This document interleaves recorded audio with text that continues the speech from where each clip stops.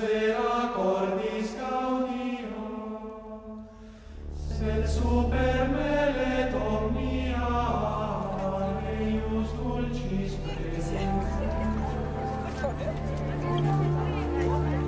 Il canitur suavius, nil auditur iucundius, il cogitatur dulcius, suam Iesus Dei Filius. Iesus vespeditentibus, quam virus est petentibus,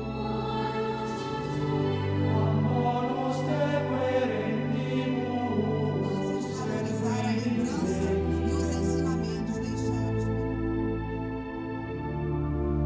nec lingua valet dicere, nec littera exprimere, expertus potes credere, quid sit Iesus.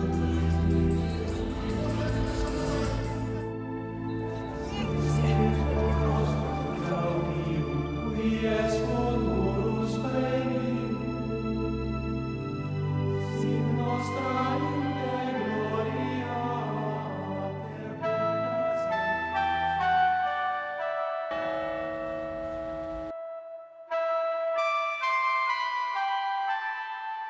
Come abbiamo visto nella Como hemos puntata visto en el precedente, capítulo anterior, dopo después de 70 70 años di dimora de ad estancia en Avignone, Aviñón, el Papa è tornato regresa a a Roma.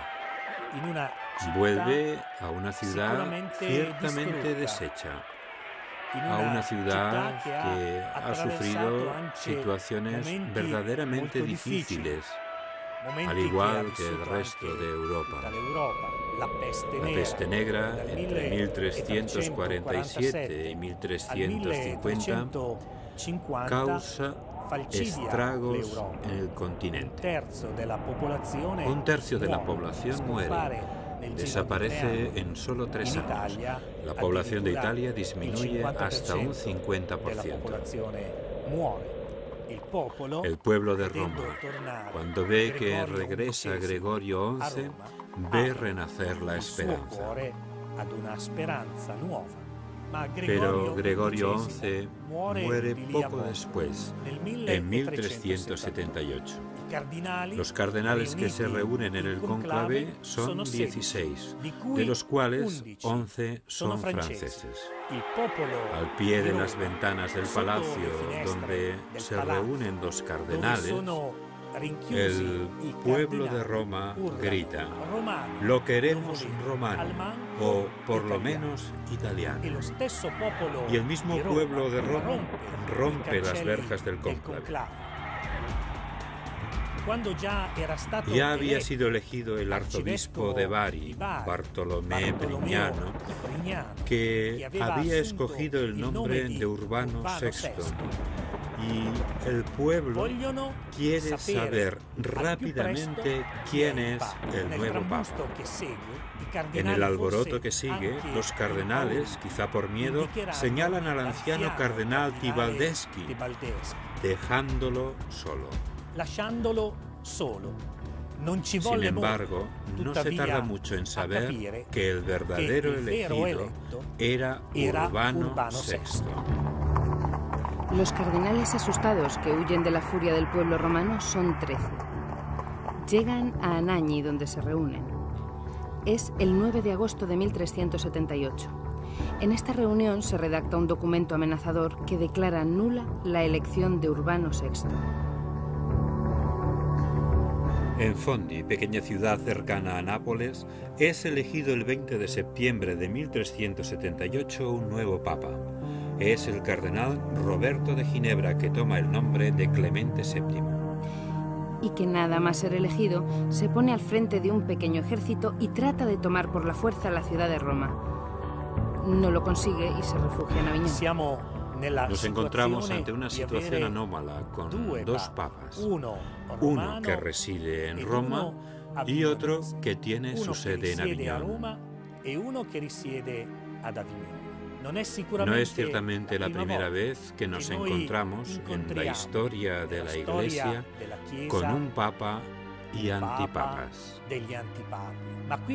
Pero esta situación es bastante diferente, porque el mismo colegio cardenalicio que había elegido válidamente a Urbano VI no lo reconoce como papa auténtico y elige otro, Clemente VII. Claramente es una situación muy delicada. Un momento complejo y confuso para la Iglesia, porque si el Papa de Aviñón nombraba abades y obispos para un lugar, el Papa de Roma elegía abades y obispos para el mismo sitio. Así nos topamos con dos obispos para la misma diócesis, dos abades para un mismo monasterio, dos papas, dos obediencias y una cristiandad que poco después se divide. En Roma, cuando fallece Urbano VI, los 14 cardenales romanos eligen a Bonifacio IX. Es el año 1389. Bonifacio IX es un papa más diplomático que su predecesor, pero no consigue arreglar la situación creada con Aviñón. El cisma se prolongará todavía con los papas Inocencio VII y Gregorio XII, sus sucesores. Estamos en Pisa. Aquí, desesperados por la situación del cisma, se reúne un concilio para intentar resolver el problema. No podía haber ido peor. Del concilio de Pisa, en 1409, sale elegido un tercer papa, que toma el nombre de Alejandro V. La cristiandad tiene ahora 3 papas. Uno en Aviñón, al que obedece España. Otro en Roma, al que obedece Italia. Y otro en Pisa, al que obedece Francia.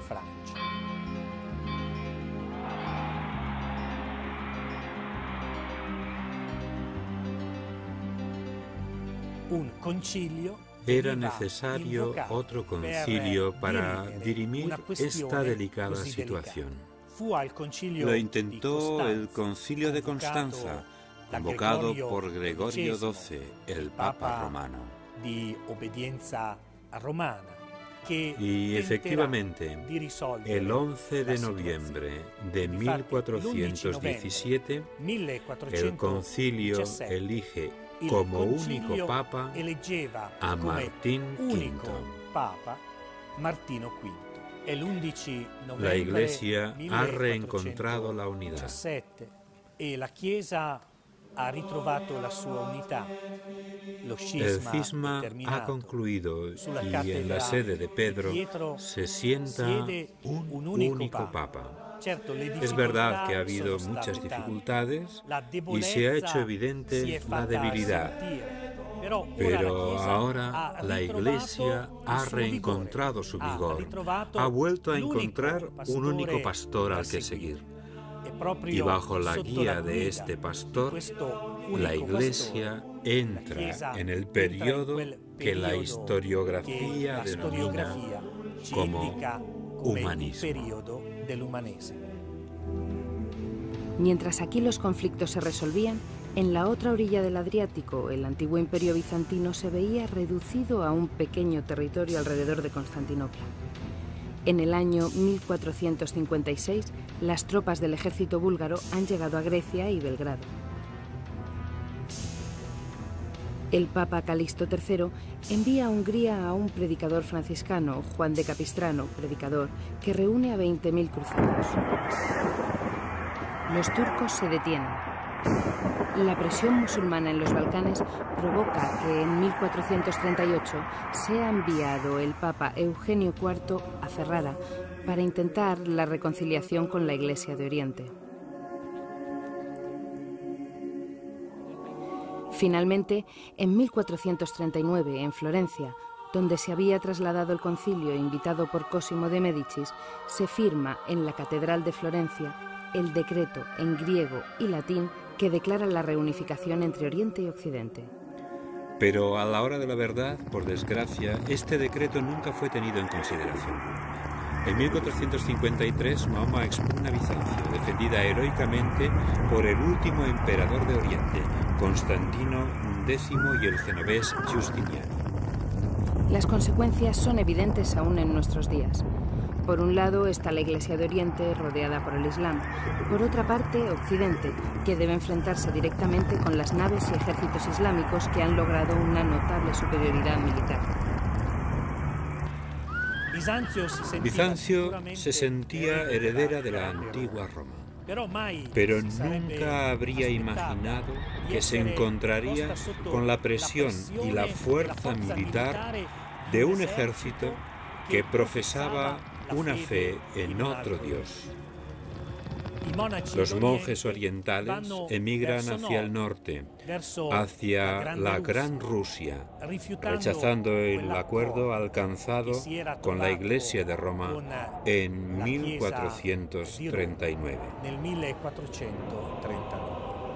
Y precisamente aquí, en Rusia, en Moscú, los monjes radicalizan cada vez más su oposición a Roma. Muchos de los que habían llegado a Italia huyendo llevan consigo libros y manuscritos de las culturas griega y latina, lo que redunda en beneficio del saber de la cultura contemporánea. Las grandes ciudades de Europa, desde Cracovia hasta Ávila, desde Venecia hasta Florencia, experimentan un fuerte desarrollo en este periodo. Muchas ciudades se convierten en ciudades-estado y expanden su comercio hasta las Indias. Ciudades-estado como Florencia, con arquitectos como Filippo Brunelleschi, el cual proyecta y construye la cúpula de su catedral. Toda Florencia es un hervidero de creatividad y actividad. En esta ciudad, regida por los Médicis, Marsilio Ficino funda la Academia Platónica, que tendrá en Pico della Mirandola a su principal exponente. El acontecimiento cultural que supone la Academia Platónica Florentina y todo lo relacionado con ella ha sido objeto de malas interpretaciones y prejuicios por parte de corrientes historiográficas e ideológicas erróneas. Además de ser víctima de un encasillamiento que la historiografía más cuidadosa ha desmentido, es una forma novedosa de acercamiento cultural con la apertura a la cultura griega y la caída de las distancias de los mundos griego y latino. El Renacimiento y, sobre todo en el siglo XV, el humanismo no son una revolución ideológica respecto a la cristiandad medieval, son un desarrollo de la misma. Platón y el platonismo, así como el florecer de las artes y el neoclasicismo, han de interpretarse como episodios de la cultura cristiana, igual que el siglo XIV también es la época de Giotto. Por sugerencia de Pico della Mirandola, fundador de la Academia Platónica, Lorenzo de Medici invita a Jerónimo Savonarola a Florencia. Aquí comenzará una serie de predicaciones sobre el Apocalipsis. Desde su púlpito en la catedral, Jerónimo fustiga a poderosos y corruptos y llama a todos a vivir el Evangelio en su plenitud. Los acontecimientos se precipitan. En el año 1494 se presenta a las puertas de Florencia Carlos VIII, rey de Francia. La intervención de Savonarola será decisiva para que la ciudad no sea saqueada. El prestigio de Savonarola crece y se convierte en un peligro para quienes veían en él una forma rigurosa de la Iglesia. Se le ofrece el capelo cardenalicio. Savonarola lo rechaza invocando para sí mismo el martirio último, la muerte. En la cárcel queda inconcluso su último texto: En ti, Señor, he esperado. El 23 de mayo de 1498, en la Plaza de la Signoría, en Florencia, se ejecuta la sentencia del Tribunal de la Inquisición. Jerónimo y 2 de sus hermanos de comunidad son ahorcados y quemados. El Arno custodia sus cenizas. En primer lugar, la historia de la Inquisición. Aparece a finales del siglo XII ante la aparición de herejías muy concretas que tenían repercusiones civiles y sociales devastadoras. Estos herejes no eran personas tranquilas ni pacíficas.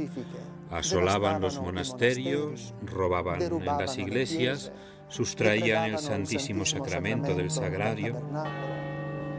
En el año 1232, el Papa Gregorio IX crea la Inquisición monástica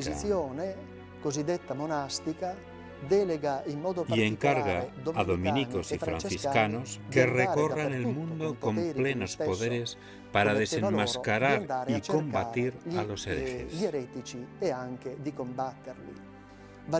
Hay que recordar un hecho doloroso en lo que se refiere a la historia de la Inquisición. En 1252, el Papa Inocencio IV, genovés, nacido Sinibaldo Fieschi, admite en la bula Ad Extirpanda la legitimidad de la tortura en los juicios contra herejes. Este es evidentemente un hecho triste que mancha la historia y el pensamiento de la cristiandad del primer milenio. Pero el Tribunal de la Inquisición ha sido el tribunal más leve de la historia, ya que bastaba reconocerse culpable para ser absuelto. En ningún otro tribunal de nuestro mundo basta declararse reo para ser absuelto, hasta el punto que los mismos templarios que tuvieron que vérselas con tribunales civiles habrían preferido pasar por el Tribunal de la Inquisición, porque el Tribunal Inquisitorial, si hubieran admitido las culpas, les habría absuelto y no les habría condenado a la pena capital. Es el año 1471. El Papa es Sixto IV. Y el 1 de noviembre de 1478, a petición de los reyes católicos de España, Isabel de Castilla y Fernando de Aragón, crea la Inquisición española. Nombra Gran Inquisidor a Tomás de Torquemada. El matrimonio entre Isabel y Fernando ha acelerado el proceso de unificación de España. En 1492, los reyes católicos vencen en Granada a los últimos gobernantes musulmanes de la península. En manos de los monarcas, el Tribunal de la Inquisición se convierte en un instrumento de represión para convertir a la fuerza incluso a la comunidad judía, que se ve obligada a huir a Flandes. Inocencio VIII no se opone a este empleo seglar y violento de la Inquisición. Al contrario, concede el título de Majestades Católicas a los reyes de España y anima a la Inquisición alemana para que persiga a cualquier mujer sospechosa de brujería. Como contraste, dejó Roma en la más absoluta anarquía. Desgraciadamente, a Inocencio VIII le sucede Rodrigo de Borgia, que toma el nombre de Alejandro VI.